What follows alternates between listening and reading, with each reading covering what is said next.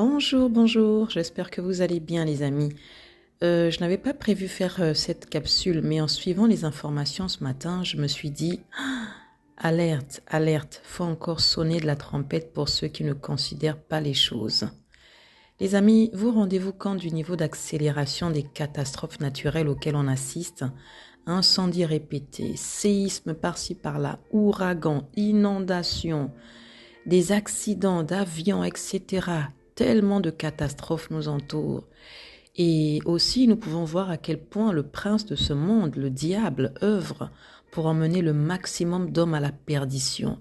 On assiste à un niveau de perversion sans précédent, des abominations en tout genre, toutes sortes de choses, franchement, qui avant étaient cachées, mais maintenant sont complètement dévoilées, sans honte, sans gêne. C'est pour dire que l'ennemi travaille. Et la Bible dit qu'il ne vient que pour égorger et détruire. Alors, tous les signes que nous pouvons voir autour de nous sont très révélateurs de ce que Jésus nous a dit dans sa parole.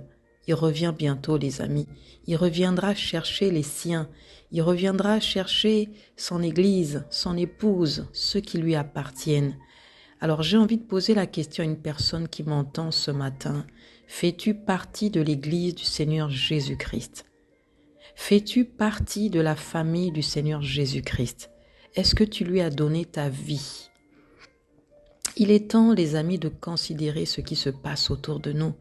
Tout va mal et tout va très vite. Arrêtons de fermer les yeux.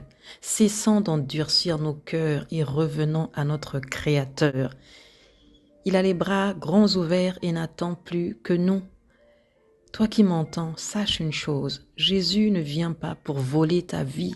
Ne crois pas qu'il veut entrer dans ta vie pour te priver, pour voler ta vie. Non, il vient au contraire pour te donner la vie, la véritable vie, celle qui ne passera jamais. Il dit, je suis le chemin, la vérité et la vie. Il est la vie. Laisse-moi te dire qu'avoir Jésus dans ta vie te sauve et il te garantit tellement de bénéfices.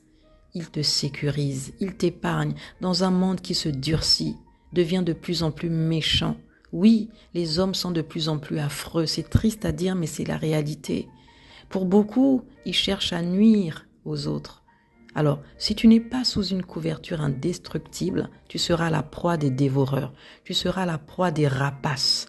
Jésus-Christ veut être ta couverture. Non seulement il veut te sauver, il veut t'accorder le salut, te réconcilier avec le Père, mais il veut aussi te protéger. Il veut être celui qui t'accompagne pendant ton pèlerinage sur la terre. Par les différents messages que tu peux entendre lorsque les personnes t'interpellent à propos du salut de Jésus, c'est sa manière à lui de frapper à ta porte, à la porte de ton cœur. Il veut que tu sois sauvé et que tu échappes à la condamnation éternelle. Alors, ne claque surtout pas la porte à un si grand salut. Sur ce, je vous souhaite à tous une très très bonne journée et que Dieu vous bénisse.